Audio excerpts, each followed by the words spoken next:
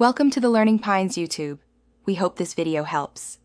You start by confirming voice is allowed on your Roblox account because voice permissions block everything else.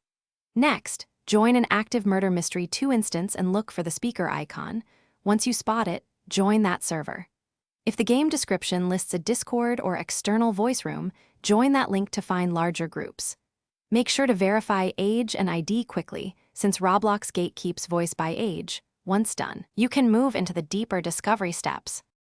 Once in a server, scan the player list and prioritize rooms showing microphone icons or voice status, because those are active.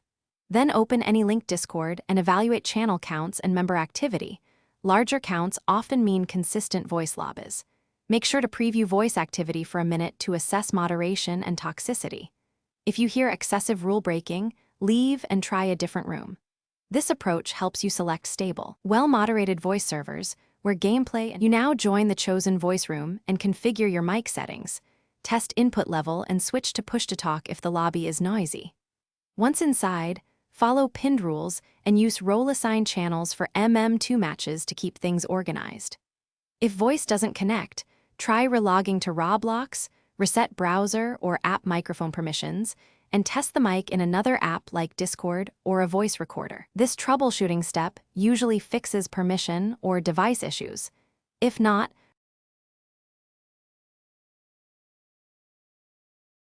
Thanks for watching. Consider subscribing if we helped you.